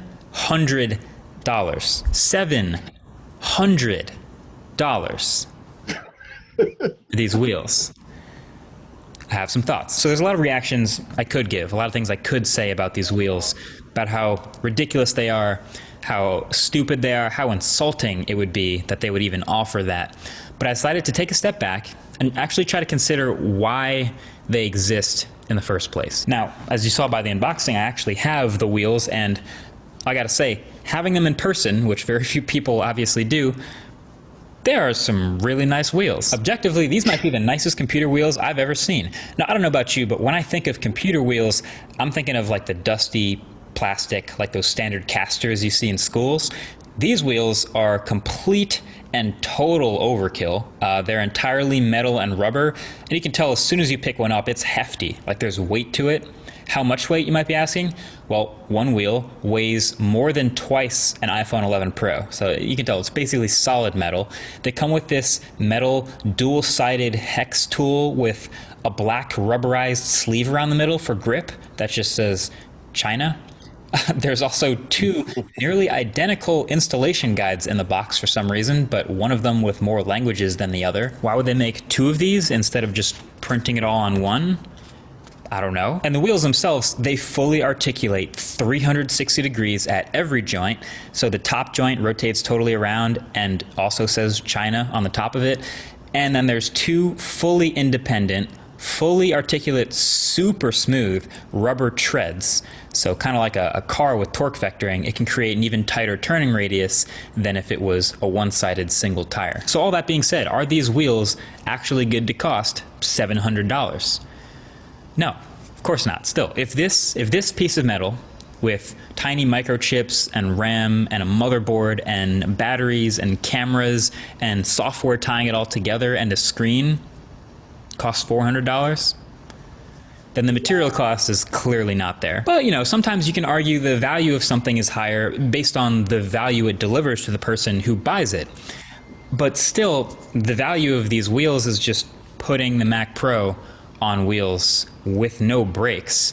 And the Mac Pro has to be plugged into the wall to be on anyway, so that argument doesn't really work. Really, the only reasonable argument you can come up with, having actually seen these, is, okay, these are such high quality wheels that the tooling required to make them costs so much, and the volume that they're going to sell is so low that they have to price them super high to make their money back on selling these wheels. But Apple doesn't need to make their money back on every single product they make. They regularly don't do that, and they often subsidize their less successful products with their more successful ones. So why would Apple make these $700 wheels if they know that? The answer, I think, to keep their shine. See, Apple loves to keep this image of a premium luxury brand. It's what allows them to charge more for a lot of stuff. But everyone knows every luxury brand's got some luxury products that, you know, are so expensive that people aren't really mad that they can't get it, but it's super easy to make fun of. We see this with brands we talk about all the time. Supreme, Gucci, Rolex, Bugatti, you know, there's a ton of them, and no matter what you think of them, you've heard of them, and you know what they stand for. Now let's be perfectly clear, Apple is a tech company, obviously, but in this tech world, they are the luxury one. And keeping that status, keeping that perceived image of high quality isn't easy. That doesn't just come effortlessly. You know, they're in a competitive tech world where other companies are throwing their absolute best at them and trying to make their best possible products and make as much money as they possibly can. And so that competitive landscape's crafted the likes of the $329 iPad, which is an incredible deal in the tablet world, and of course the recent $400 iPhone SE. That's super competitive. Again, one of the best deals ever from their camp. So they're not allergic to pricing things competitively, especially when it benefits their business. But on the other end of the spectrum, to keep their premium luxury image, they of course need high-priced products. See, this is something I've talked about in some previous Apple-related videos, because as much products as they do make, I've wished that they would make more to fill in the gaps, because often in some categories they will choose to keep up their image. They will choose to just make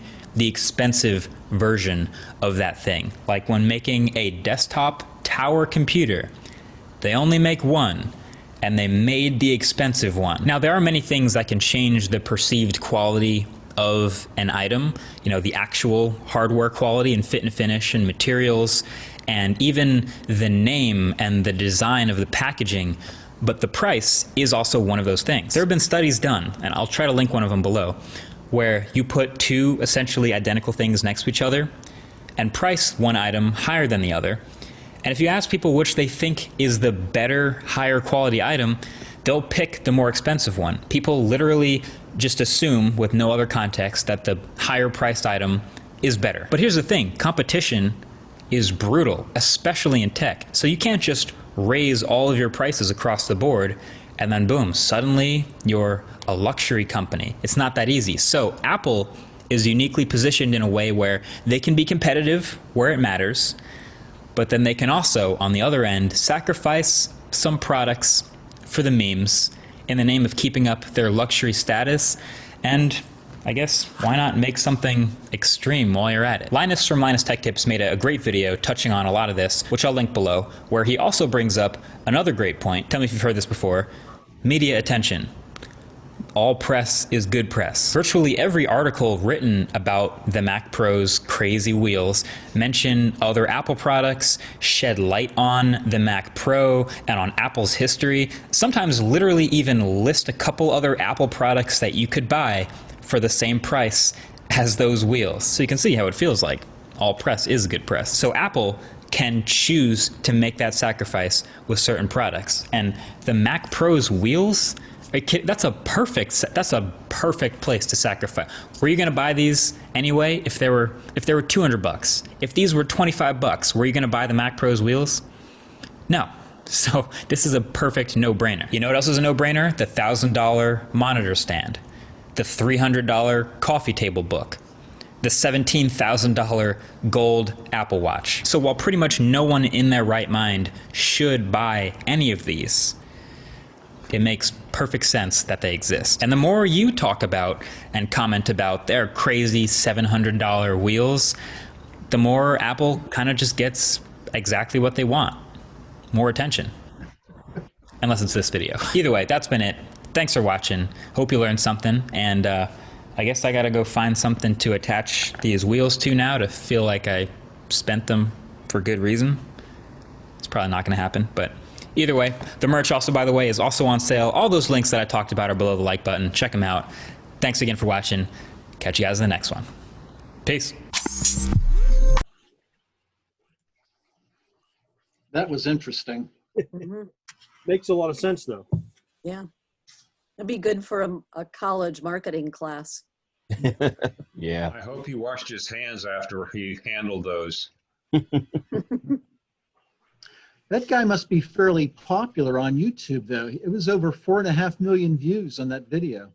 He is very popular, and I would recommend if you follow people on YouTube, follow him, because he does a lot of really good reviews that sometimes will make it easy for you to make a decision on buying something as far as technology goes. I've been following him for a couple years now. He's been making videos since he was a kid. Yep. You know, like 10, 12 years old. Yeah, I came across him a while back. I forget what I was looking for, and I came across his videos and definitely subscribe to him. So I keep an eye on his stuff. I was thinking if I wanted to put my desktop on something like that, my grandson's skateboard would be okay. Just set it right on there. Just about right. I don't think you could make that 3-point turn on that skateboard, right? Put those wheels on a really good skateboard. Well, if you notice, the next video in line on that was them putting those wheels on a skateboard. Oh, Yeah, I saw really? Wow, great minds. Yeah, I'm not going to show the video. It's a 14-minute video, but yeah, they put those wheels, they attached them to a skateboard. So Check that out later. I did not roll down. I did not see that. Promise. Hey, this is a little change of subject, but speaking of skateboards, a week or two ago, Pat and I were at Twin Lakes for one of our walks, and a young adult male came riding along. I'd never seen this product before. Maybe some of you have. He was standing on what was kind of a skateboard, but it was powered by a single motorized wheel. And I stopped him and just talked to him a little bit. I forget now what he told me the product name was. But there's some gyroscopic control to kind of help keep your balance with this thing. And if you lean forward, it goes, and if you lean backward, it brakes. But he was really zooming along the trail there pretty good on it. Has anyone else seen one of those and know what it's called? Or is it hoverboard? I've seen the two-wheel, the two-wheel version of that. Yeah, It this looks is like a skateboard, but it's turned this way and it's got the wheels on it, and you stand on it, and away it goes. Yeah, well, this is one. One wheel, Oh, I've like not right seen in the middle of the board. One wheel in the middle of the board. It's Either tip- onewheel.com. Sorry, Beth. Oh, okay, Gene got it. Oh, Yeah. yes, that's exactly what it looked like. Yep. One wheel. Only $1,800 there. Okay. I want the So board with skates. it looked like fun. Yeah. They're only $99. The sharper image. Yeah. Those look dangerous. That would the doctor bill would cost 8 times that for me. Well, he had a helmet on. I have to admit that. I'm thinking of a certain little Nate. high energy, small human. But there you go. Oh, Carmen. There's supposed to be they go over a lot of different types of ground too. Not like a skateboard is kind of stuck on cement. You can't get too much unless you get the great big wheel ones to get off ground or in the ground, where those will. Off It looked like it could go off trail, yeah. Leading to all sorts of stumps and trees and things like that too.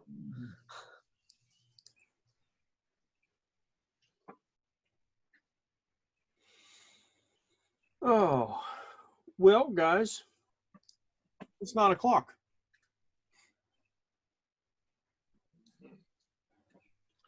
So It's time to go eat.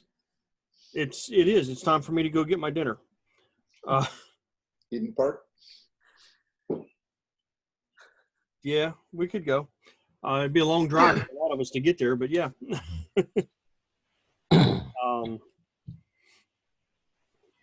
Anyhow, meeting tomorrow night, SWG meeting. I'll send out an invite. Actually, I'll just do that right now while I'm sitting at the computer. So I'll do that here as soon as we're done for our meeting tomorrow evening. Sounds great. If no one else has anything, we'll reconvene tomorrow night.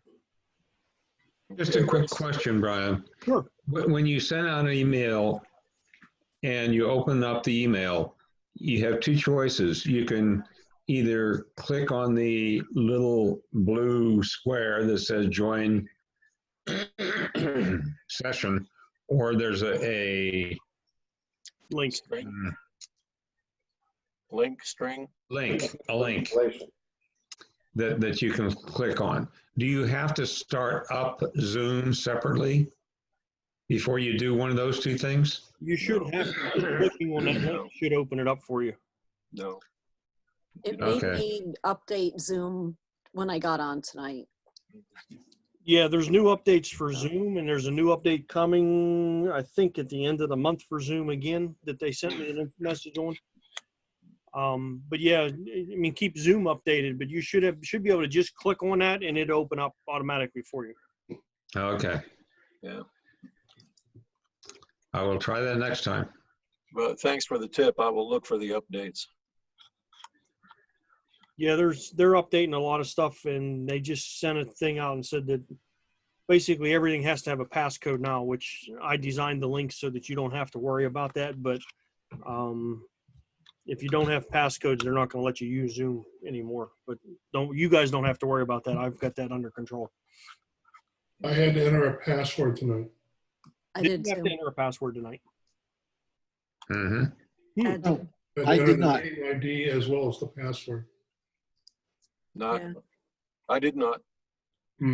Worked for me. I wonder if it's I should maybe I'm updated. Apple? Maybe it's updated. I'm sorry about that. I got the Zoom 2 update, but it was automatic. But it was Dennis and I, so maybe it's something in Safari. Yeah. If he's using Safari. Okay. Yeah, because I have it set up to where you're not supposed to have to do that if you have the correct link. Yeah. Well, those Apple products. Yeah. Sometimes Safari is slower to update. $700 for 4 wheels, I'll do it.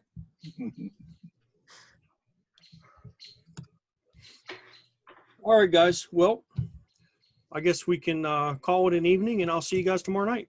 Okay. Good night. All right. Good Night, night. everybody. All right. Good night, guys.